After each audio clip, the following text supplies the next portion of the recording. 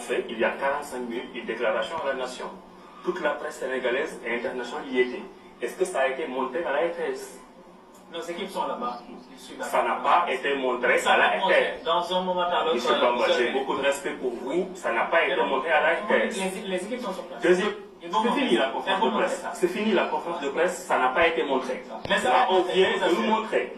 Pas le Premier ministre. Celui qui parle, ce n'est pas le Premier ministre. C'est le directeur de campagne ou le bras droit d'un candidat. On lui déroule le tapis vert. Et il vient nous dire, à la place du Conseil constitutionnel, à la place du Sénat, à la place de tout, Monsieur El Hadji Ibrahima Sall, j'ai énormément de respect pour vous. Votre candidat, votre directeur de campagne, contrairement à la prudence que vous avez évoquée tout à l'heure, en nous disant qu'il faudrait que les instances habilitées donnent les résultats des élections, ils viennent de donner, lui, les résultats des élections. Vous n'êtes pas choqué? Non, est-ce que vous n'êtes pas? Non, c'est une question oratoire, vous allez pouvoir répondre. Vous êtes très bien placé pour savoir qu'une question oratoire n'apporte pas une réponse. Je suis en train de vous affirmer des choses en vous posant des questions. C'est le directeur de campagne. Non, ce n'est pas une leçon. Je sais que vous êtes très brillant, je dois vous rappeler un certain nombre de choses. Pourquoi en parlant de ça, vous oubliez?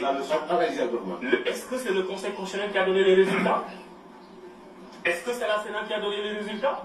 Est-ce que c'est la Commission nationale de recensement des votes qui a donné les résultats? J'ai 49 ans, j'ai commencé à voter depuis 1993. J'ai vu des élections. Je n'ai jamais vu une telle forfaiture dans l'histoire politique du Sénégal. Jamais. Je n'ai vu une telle forfaiture dans l'histoire politique du Sénégal. Un Premier ministre, directeur de campagne à qui on déroule un tapis vert et qui vient dire aux Sénégalais les résultats, l'expression que vous avez fait dans les urnes, on n'en a rien à faire, nous allons nous déclarer vainqueurs. Ce qui est dommage, c'est que nous autres de l'opposition, les populations sénégalaises, ont laissé justement faire le président Macky Sall avec son équipe. Ce que nous sommes en train de vivre, je vous regarde dans les yeux et je vous le dis, c'est une honte parce que le Sénégal ne mérite pas ça. Et qu'est-ce que vous allez faire demain? Vous allez mettre les gendarmes dans la rue? Vous allez mettre la police dans la rue? Vous allez nous mettre en prison? Et après, qu'est-ce qui va se passer?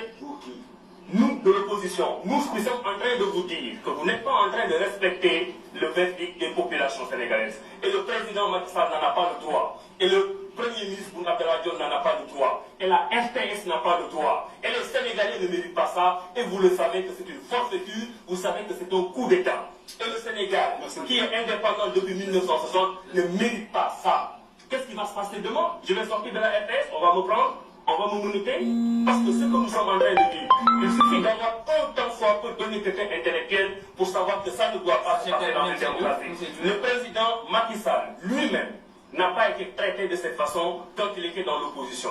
On lui a fait tous les honneurs. Les Sénégalais sont restés dans leur dignité. Le président Abdoulaye Wade a été extrêmement digne pour lui permettre d'abord d'être candidat. Ce qu'il n'a pas accepté avec les opposants. Il a mis Karim Wade en prison pour ne pas l'avoir en face de lui. Il a mis Khalifa Sall en prison pour ne pas avoir en face de lui. Aujourd'hui, pour la première fois, il se déclare vainqueur. Ce n'est pas juste. Nous ne méritons pas ça. Monsieur Diouf également.